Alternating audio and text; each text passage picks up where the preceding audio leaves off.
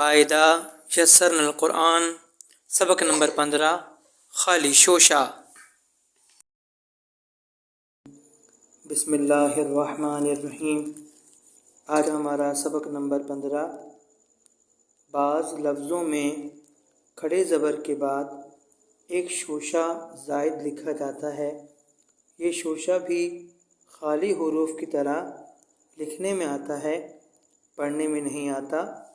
جیسے میم سا زبر مس، واو کھڑا زبر وا، مس وا، ہا پیش ہو۔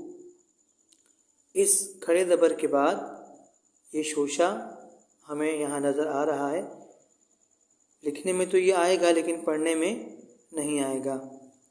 مس واہو، حمزہ حاضے اح، دال کھڑا زبر دا، اح دا، ہا پیش ہو، میم علی زبر ما، ہوما، اح دا ہوما۔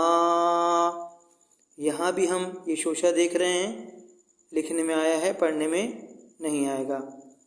حمزہ کھڑا زبر آ، تا کھڑا زبر تا، آتا، کاف میم پیش کم، آتاکم۔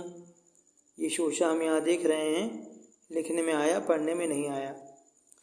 حمزہ دال زبر اد، را کھڑا زبر را، اد را، کاف میم پیش کم، ادراکم۔